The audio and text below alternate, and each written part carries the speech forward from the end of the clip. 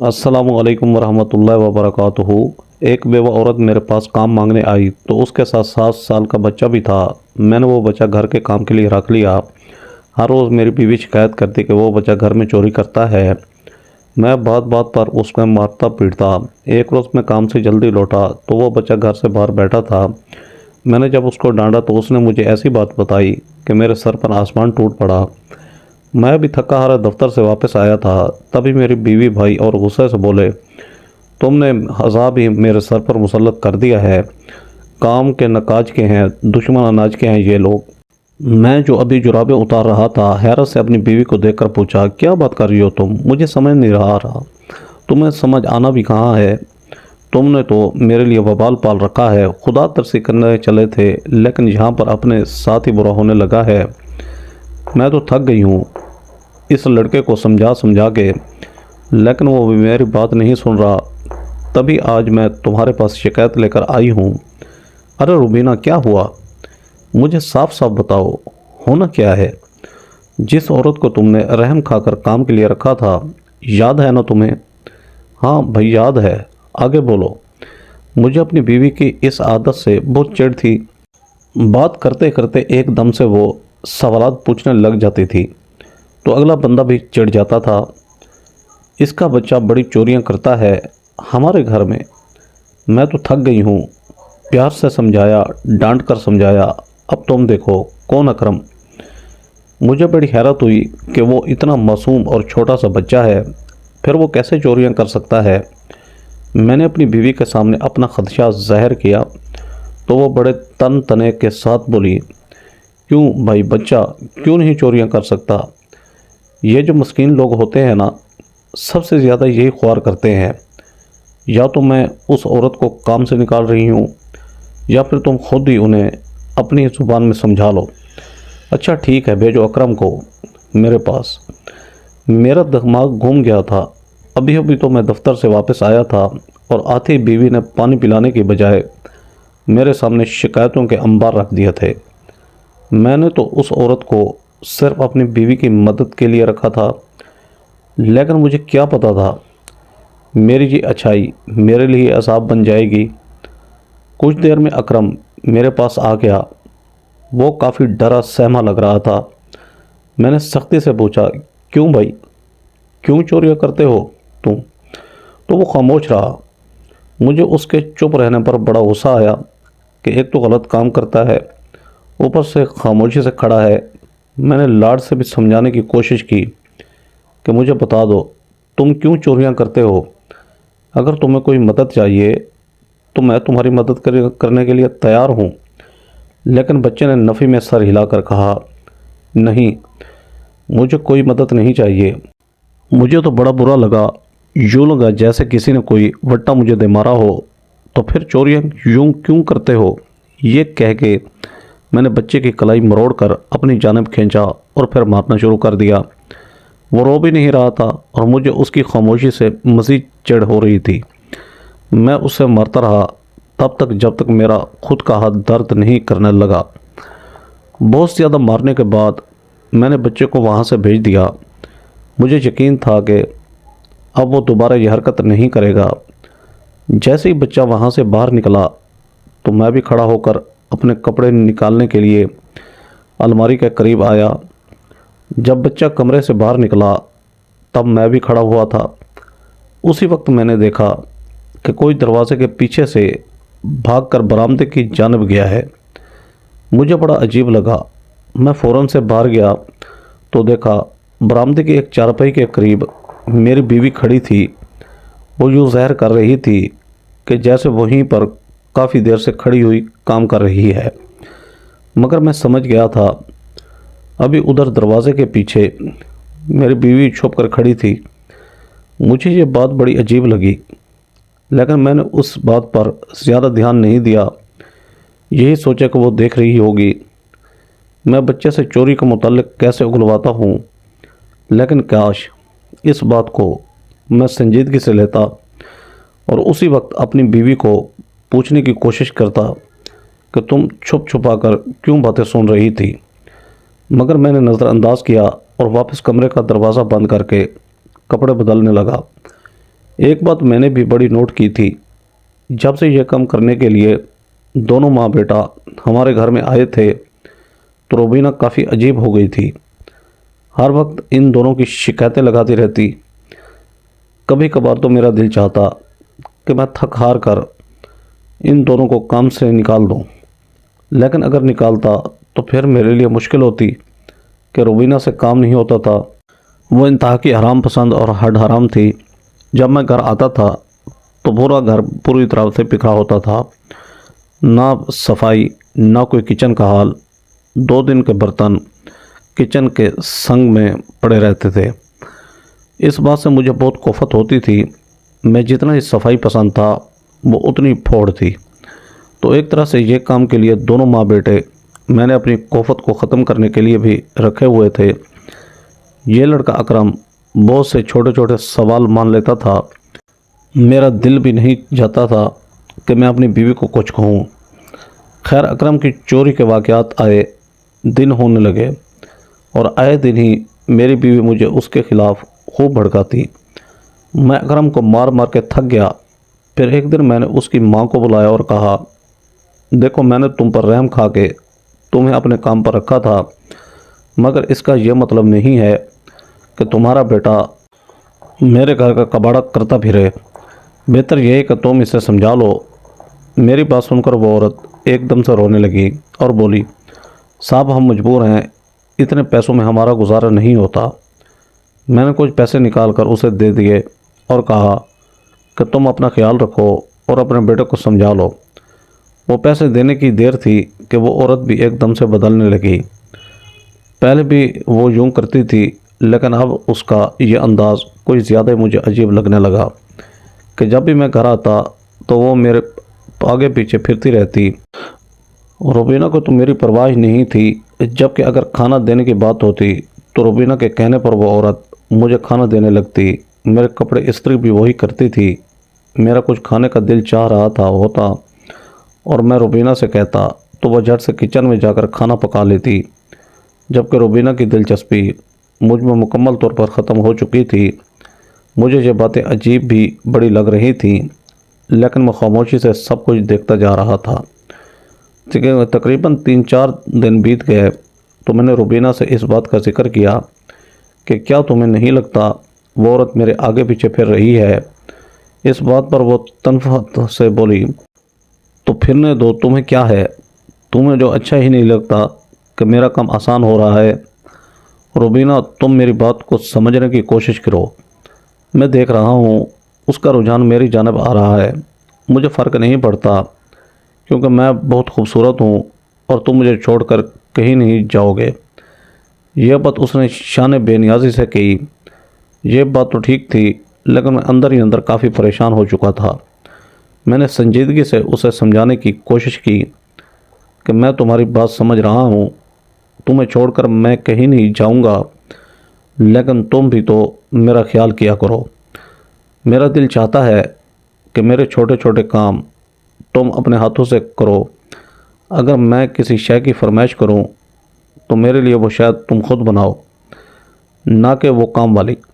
مجھ سے نہیں ہوتا یہ سب کچھ، یہ کہہ کہ وہ دوبارہ سے اپنے موبائل میں مگن ہو جاتی۔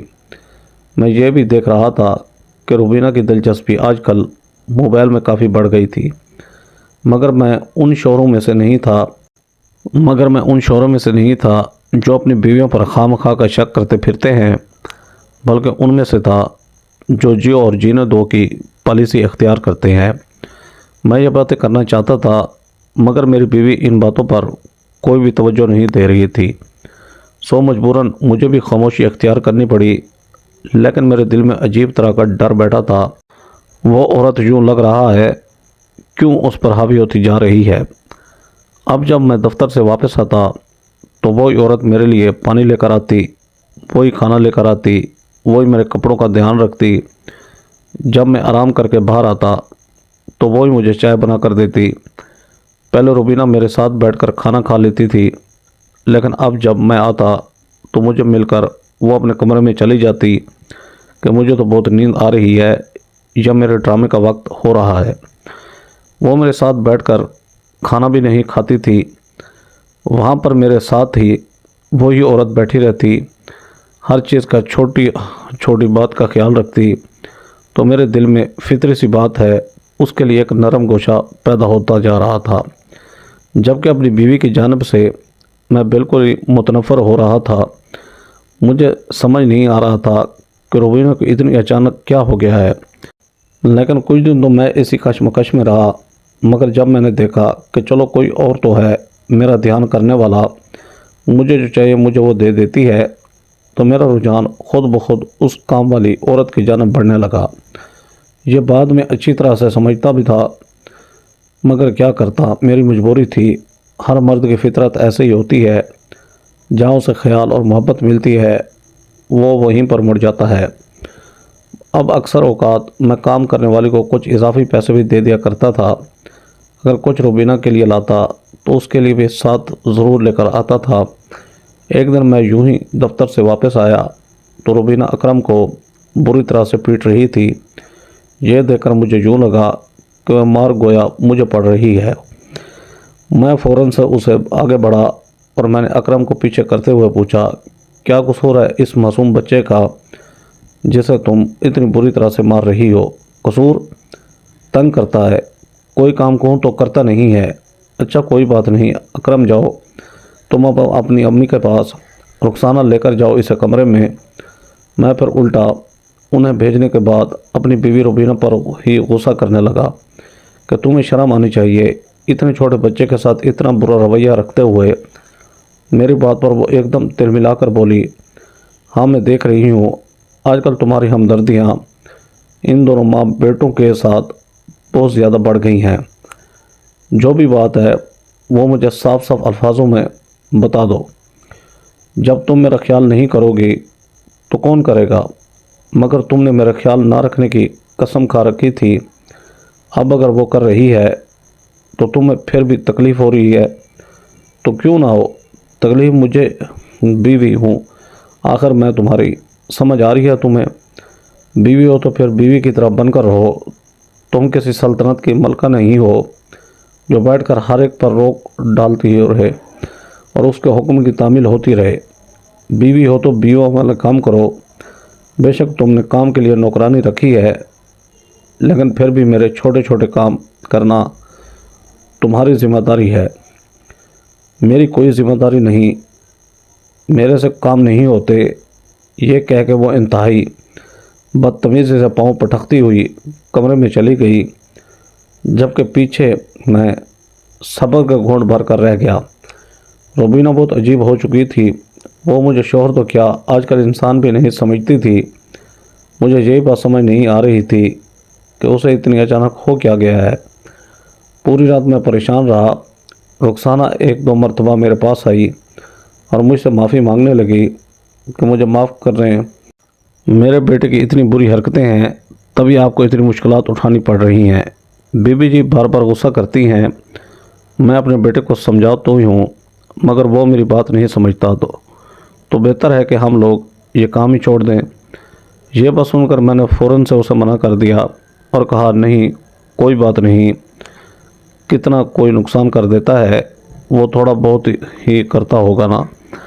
तुम लोगों की वजह से हमें जितनी सहूलत है वो सहूलत ख़त्म हो जाएगी। वैसे भी छोटा बच्चा है, बड़ा होगा तो समझ जाएगा। रुखसाना ने जैसे ही काम छोड़ने की बात की तो मेरे दिल को कुछ हुआ। ये वो लम्हा था जब मुझे यकीन हो गया कि मैं रुखसाना में दिलचस्पी लेने लगा हूँ और उसके इर्द गिर्द फिरना मुझे अच्छा लगता है। लेकिन कब तक ये सोचकर मैं एकदम से चौंक गया। एक तो वो बेवा औरत थी, दूसरा मुझे अपनी बीवी का भी खौफ था कि कहीं वो ये न जान जाए मैं रुखसाना में दिलचस्पी लेने लगा हूँ। देखने में भी वो काफ़ी प्यारी थी। मैंने फ़ौरन ही खुद को समझाया और वहाँ से उठ गया। मैं अपने आप से ही काफ़ी परेशान हो चुका था। अगले दिन मेरे उठने से पहले ही रुबीना कहीं पर गई हुई थी। मुझे बड़ी हैरत हुई क्योंकि उस दिन इतवार था और इतवार वाले दिन मैं हमेशा देर से ही उठा करता था, तकरीबन 1-2 बजे तक। मैंने आकर रुखसाना से पूछा कि मेरी बीवी कहाँ गई, तो वो एकदम से घबरा गई। मैंने उसके घबराहट महसूस तो कर ली थी, लेकिन फिर भी अनजान बनकर पूछा, बताओ ना कहाँ गई है। وہ نرمی سے بولی صاحب پتہ نہیں کہاں گئی ہے، لیکن مجھے کیوں لگ رہا ہے کہ تم جانتی ہو۔ روبینہ کہاں گئی ہے؟ میں نے تیکھے لہجے میں پوچھا تو وہ نرمی سے بولی صاحب جی اب میں آپ کو کیا بتاؤں، وہ تو ہر روز ہی صبح صبح کہیں پر جاتی ہے۔ کیا بات کر رہی ہو رخسانہ؟ میں حیرت سے ایک دم چونک گیا۔ مجھے یقین ہی نہیں آ رہا تھا کہ میری ناک کے نیچے میری بیوی بغیر بتائے کہیں پر جا بھی سکتی ہے، کیونکہ مجھے روبینہ پر بہت اعتبار تھا۔ میں نے کبھی بھی نہیں سوچا تھا کہ وہ مجھے دھوکہ دینے کی کوشش کرے گی۔ تم سچ کہہ رہی ہو؟ جی جی صاحب جی، میں کیوں جھوٹ بولوں گی آپ سے، اور انہوں نے یہ بھی بتایا ہے کہ آپ کو نہ بتاؤں۔ میں جاتی ہوں، اب آپ میرا نام مت لیجیے گا ان کے سامنے۔ میرے دماغ میں ایک دم سے سوچوں کی جلغار ہو گئی۔ مجھے سمجھ نہیں آ رہا تھا میں کیا کروں۔ سو خاموشی سے کمرے میں آ کر بیٹھ گیا۔ میں روبینہ کا انتظار کر رہا تھا۔ تقریباً آدھے گھنٹے بعد وہ لوٹ کر واپس آئی۔ اس وقت تقریباً 10 بج رہے تھے۔ میں نے چھوڑتے ہی پوچھا کہاں گئی تھی تم، بلکہ یہ بتاؤ روز کہاں جاتی ہو تم؟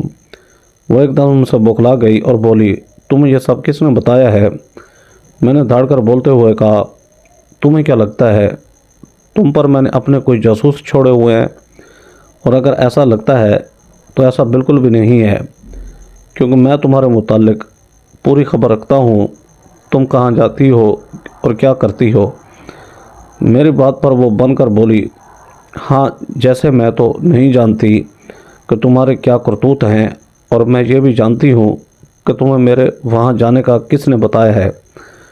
یہ جو تم معشوقہ لیے پھرتے ہو نا، یہ ساری اسی کی کارستانی ہے، میں جانتی ہوں۔ اور یہ جو تم فرمائشیں کر کر کے اسے اپنی پسند کے پکوان پکواتے ہو، تمہیں کیا لگتا ہے میں اندھی ہوں؟ مجھے دکھائی نہیں دیتا؟ یہ جو تمہارے بھاگ بھاگ کر کپڑے کرتی ہے، تمہارے چھوٹے چھوٹے کام کرتی ہے، مجھے ہر بات کا پتہ ہے، لیکن میں نے تو کبھی بھی تم سے سوال جواب نہیں کیے جیسا تم مجھ سے کرنے کی کوشش کر رہے ہو۔ وہ بولتی جا رہی تھی جبکہ میں خاموشی سے مارے حیرت کے اس کی بات سن رہا تھا۔ تمہیں یہ بات نہیں کرنی چاہیے، کیونکہ ان سب کی اصل وجہ تم خود ہی ہو۔ میں ہوں وجہ؟ ہاں تم ہی وجہ ہو۔ اگر تم میرے چھوٹے چھوٹے کام کرو تو پھر مجھے کیا ضرورت ہے کہ میں نوکرانیوں کی طرف سے کوئی امید لگا کر بیٹھوں؟ مگر تم نے بھی قسم کھا رکھی ہے کہ مجھے کوئی سکون نہیں پہنچانا۔ ہم لوگ یوں ہی لڑ کر پھرتے رہے۔ ہم دونوں کے درمیان اگر گفتگو کا کوئی وہ ذریعہ تھی تو وہ رخسانہ تھی۔ اسے رخسانہ پر حیرت ہو رہی تھی کہ ہمارے لڑنے سے وہ کافی خوش تھی اور میرے آگے بن بن کر آ رہی تھی۔ مجھے جو کچھ چاہیے ہوتا فوراً سے مہیا کر دیتی، لیکن اس وقت میرا دھیان مکمل طور پر اپنی بیوی کی جانب اٹکا ہوا تھا۔ تقریباً 4 بجے اس کے پاس گیا اور پوچھا روبینہ ہماری لڑائی اور گلہ شکوہ ایک طرف، مجھے یہ بتاؤ کہ تم کہاں جاتی ہو؟ میرے دل کو چین نہیں آ رہا۔ وہ مجھے دیکھ کر رونے لگی اور پھر نرمی سے بولی کہاں جانا ہے؟ میں نے یہاں قریبی پارک میں واک کرنے چلی جاتی ہوں، تم چاہے تو پوچھ بھی سکتے ہو۔ ساتھ والوں کی شبانہ میرے ساتھ ہی ہوتی ہے، ہم دونوں مل کر واک کرتے ہیں۔ یہ بات سن کر میں نے دوبارہ نہیں پوچھا کہ تم جھوٹ بول رہی ہو یا سچ۔ میرا دل کہہ رہا تھا وہ سچ ہی بول رہی ہوگی، کیونکہ میں اس سے اب بھی بہت محبت کرتا تھا۔ شام تک ہم دونوں بالکل ٹھیک ہو گئے، لیکن نوکرانی اب بھی بن بن کر میرے آگے آ رہی تھی۔ مجھے اسے عجیب طرح کی چڑ ہونے لگی کہ اس نے کوشش کی ہے ہم دونوں کے درمیان لڑائی اور پھوٹ ڈلوانے کی، لیکن مجھے موقع نہیں مل رہا تھا۔ میں کیا کروں یا اس تمام صورتحال کو کیسے سمجھوں؟ شام کو روبینہ کو اس کی سہیلی کا فون آ گیا کہ وہ گھر میں اکیلی ہے تو کچھ دیر کے لیے وہ اس کے پاس آ جائے۔ روبینہ نے مجھے پوچھا تو مجھے تو کوئی اعتراض نہیں تھا، کیونکہ پہلے بھی اکثر اوقات وہ اپنی سہیلی کے گھر آتی جاتی رہتی تھی اور اس کی سہیلی کا بھی ہمارے گھر میں آنا جانا لگا رہتا تھا۔ یوں بھی ویسے ہماری آج لڑائی کے بعد صلح ہوئی تھی تو میں اسے مزید کسی قسم کی خفگی کا موقع نہیں دینا چاہتا تھا، تو میں نے اس سے آفر کیا کہ میں تمہیں خود چھوڑ دیتا ہوں، مگر اس نے منع کر دیا کہ اتوار کا دن ہی تو تمہیں چھٹی ہوتی ہے، گھر میں بیٹھ کر آرام کرو، باقی پورا ہفتہ تم دفتر میں کام کرتے رہتے ہو۔ مجھے بڑی خوشی ہوئی کہ چلو کم سے کم میری بیوی کو میرا خیال تو ہونے لگا ہے۔ وہ چلی گئی تو میں دل ہی دل میں دعا کرنے لگا کہ کاش ہمارا رشتہ یوں ہی اچھا رہے، ہمارے درمیان جو بھی رنجشیں ہیں وہ ختم ہو جائیں، اور شاید روبینہ کو بھی اپنی غلطی کا احساس ہو گیا ہے، اب شاید وہ مجھے دوسرے کے سہارے نہ چھوڑے۔ لیکن میں غلط تھا، کیونکہ روبینہ کے جاتے ہی وہ کام والی میرے کمرے میں آ گئی اور صفائی کرنے لگی۔ میں نے حیرت سے دیکھا اور پوچھا، مجھے نہیں لگتا کہ یہ صفائی کا کوئی وقت ہے؟ تو وہ جلدی سے بولی، نہیں صاحب جی، ویسے ہی کمرہ صاف کر رہی ہوں، مجھے اچھا نہیں لگتا کہ آپ گند میں لیٹے رہیں۔ روبینہ بیوی کو تو بالکل بھی خیال نہیں ہے آپ کا۔ میں نے اچنبھے سے کام کرنے والی کو دیکھا، لیکن کوئی رد عمل نہیں دیا اور دوبارہ اپنا موبائل چلانے لگا۔ وہ یوں ہی کمرہ صاف کرتے کرتے بیڈ کی چادر ٹھیک کرنے لگی تو میں نے سنجیدگی سے کہا، رخسانہ، بیڈ پر میں لیٹا ہوا ہوں، جب اٹھوں گا تو میں چادر خود ہی ٹھیک کر لوں گا۔ لیکن یہ بول کر بھی مجھے احساس ہوا کہ کام والی کے دل میں کچھ اور چل رہا ہے۔ اس کی نگاہیں اور معنی خیز باڈی لینگویج مجھے بہت کچھ سمجھا رہی تھی۔ میں ایک دم سے ڈر کر اٹھ بیٹھا۔ اس سے پہلے جوتا پہن کر کمرے سے باہر نکلتا، اچانک سے کمرے کا دروازہ کھلا اور روبینہ کمرے کے اندر داخل ہوئی۔ وہ بھی 5 منٹ پہلے ہی گئی تھی۔ وہ شاید اپنا کچھ کمرے میں ہی بھول گئی تھی، جو لینے کے لیے واپس آئی۔ جب اس نے ہم دونوں کو کافی قریب دیکھا، رخسانہ وہاں کھڑی تھی جہاں میں بیڈ سے نیچے اتر رہا تھا، یعنی ہم دونوں میں بہت کم انچوں کا فاصلہ رہ گیا تھا۔ یہ دیکھ کر روبینہ کا منہ ایک دم سے کھل گیا۔ شکیل، کیا ہے یہ سب؟ کچھ وہ ایک دم سے سٹ پٹا کر بولی تو میں بھی بوکھلا گیا۔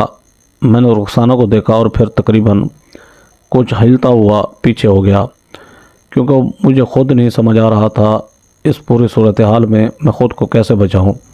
اپنی بیوی کو اگر میں کوئی دلیل دینے کی کوشش کرتا تو وہ اپنا مانتی، کیونکہ ہم دونوں کھڑے ہی اتنے قریب تھے۔ شکیل، میں تم سے پوچھ رہی ہوں، کیا ہے یہ بتاؤ مجھے۔ لیکن میرے منہ سے تو ایک لفظ بھی ادا نہیں ہو رہا تھا۔ تبھی وہ ایک جھٹکے سے رخسانہ کی جانب بڑھی اور بولی، کیا ہو رہا ہے یہ تم بتاؤ، میں جانتی ہوں۔ جب سے تم میرے گھر میں آئی ہو تو تم نے جو شرارت شروع کی ہے، اچھی طرح باخبر ہوں میں اس شرارت سے۔ مجھے میرے شوہر کو مجھ سے دور کرنے کی کوشش کرتی ہو۔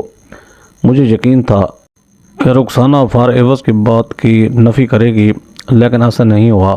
وہ خاموشی سے کھڑی روبینہ کی بات سنتی رہی۔ جواب دو مجھے، میری بات کا کیا پوچھ رہی ہوں میں اور تم خاموش ہو؟ تو رخسانہ نے جو جملے کہے، میرے تو پیروں تلے سے زمین ہی نکل گئی۔ بی بی جی، یہ باتیں اب صاحب جی سے پوچھیں۔ میں نے ڈر کر رخسانہ کو دیکھا، کیونکہ مجھے یقین آ چکا تھا وہ میرا گھر خراب کر چکی ہے۔ کیا باتیں کر رہی ہو رخسانہ؟ تمہارا دماغ تو ٹھیک ہے نا؟ میں پوری شدت سے چلایا تو روبینہ مجھ سے بھی اونچا بولی، یہ کیا باتیں ہو رہی ہیں؟ مجھے سمجھاؤ شکیل، ورنہ میں کچھ کر بیٹھوں گی۔ یہ جھوٹ بول رہی ہے نا؟ روبینہ، ایسا کچھ بھی نہیں ہے۔ رخسانہ، تم بتاؤ، سچ بولو جو کچھ ہے۔ میں نے اپنی بیوی کو مطمئن کرتے کرتے کام والی کو بھی بیچ میں ہی داخل کیا تو وہ خاموش کھڑی رہی۔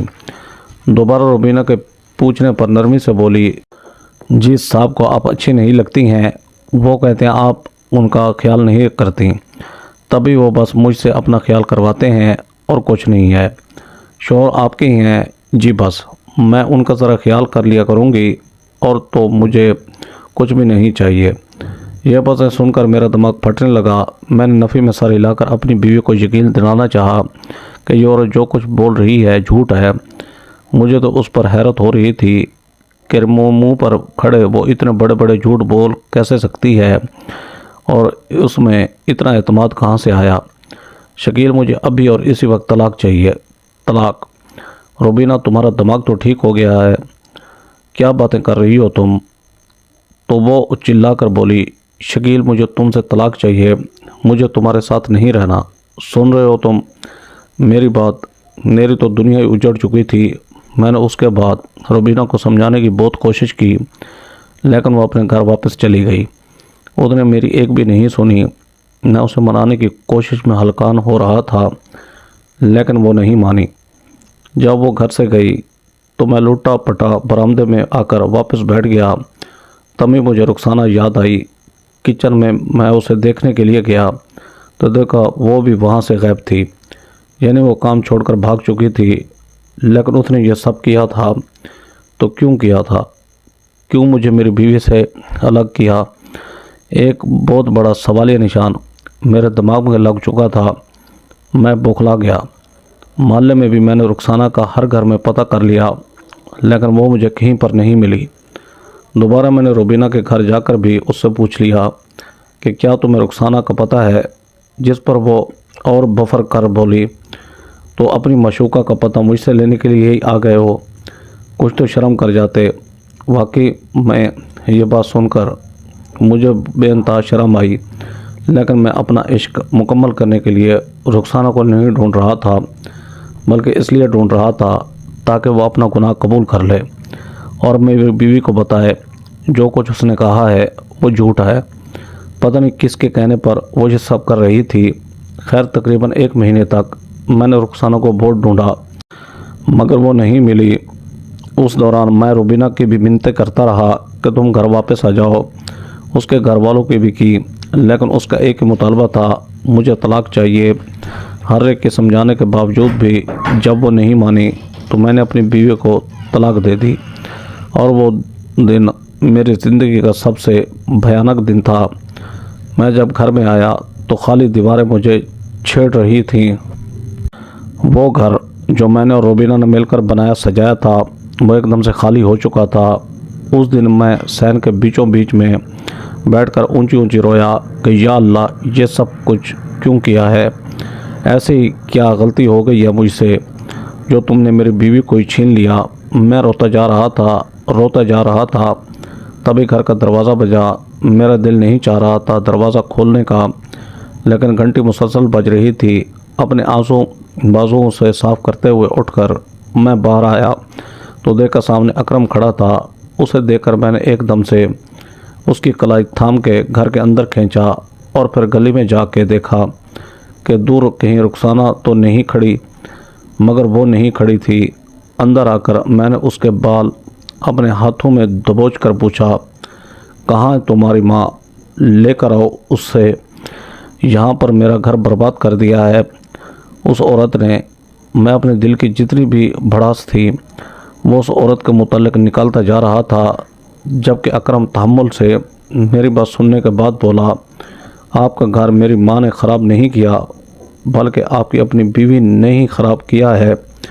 جب بات سن کر مجھے بے انتہا غصہ آیا اور میں نے ایک زوردار تھپڑ اکرم کے منہ پر لگا دیا، لیکن وہ بچہ اتنا ثابت قدم تھا کہ اپنی جگہ سے ہی نہیں ہلا۔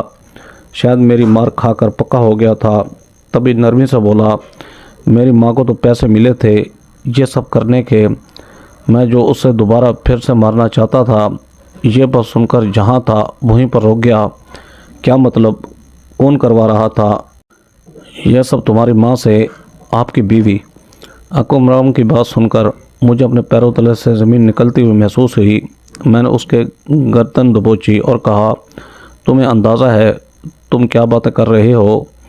وہ ایک جھٹکے سے میری گرفت سے دور ہوا اور بولا، آپ کی بیوی کسی اور کو پسند کرتی تھی، وہ روز پارک میں نہیں بلکہ اسی آدمی کو ملنے کے لیے جاتی تھی، لیکن وہ آپ کو چھوڑ نہیں سکتی تھی۔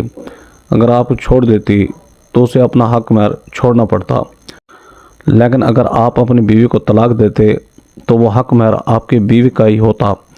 یہ سب باتیں روبینہ باجی نے میری اماں کو بتائی تھی اور انہیں بدلے میں بہت سارے پیسے دیے تھے کہ کسی طرح وہ آپ کو اپنے بس میں کرنے کی کوشش کریں، اور پھر وہ موقع پہ چوکا لگاتے ہوئے ان دونوں کو رنگے ہاتھوں پکڑنے کی بنا پر آپ سے طلاق لے لیں گی۔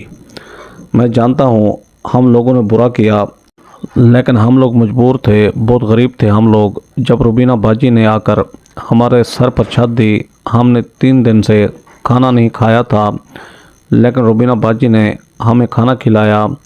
انہی کے کہنے پر ہم یہاں کام مانگنے کے لیے آئے تھے اور آپ نے ہمیں کام پر رکھ لیا تھا۔ وہ بولتا جا رہا تھا اور میں خاموشی سے اس کی بات سنتا جا رہا تھا۔ مجھے یقین ہی نہیں آ رہا تھا کہ پچھلے سال سے رہتی ہوئی روبینہ مجھے اتنا بڑا دھوکہ بھی دے سکتی ہے۔ وہ کسی اور آدمی کو پسند کرتی تھی تو میری زندگی کیوں برباد کی؟ بہت سارے سوالات تھے۔ خیر، جن سے نکلنے میں مجھے 6 مہینے لگ گئے اور ان 6 ماہ بعد جا کر میں نے رخسانہ سے شادی کر لی۔ بے شک وہ جیسے بھی تھی، لیکن کم سے کم اپنے کام سے وفادار تو تھی نا۔ اس نے جو وعدہ کیا وہ نبھایا بھی۔ میری طلاق کروا دی، لیکن اب مجھے بھی کسی ساتھی کی ضرورت تھی۔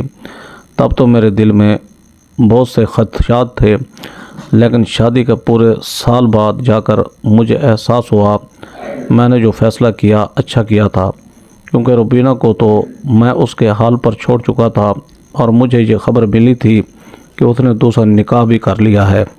دوستو، سٹوری ویڈیو اچھی لگے تو ویڈیو کو لائک کریں، ہمارے چینل شوکت بھائی اس کو سبسکرائب کر کے بیل آئیکن کو دبا کر آل پر کلک کر دیں تاکہ آپ کو ہر آنے والی نیو ویڈیو کا نوٹیفیکیشن سب سے پہلے ملے۔ Thanks for watching. اللہ حافظ۔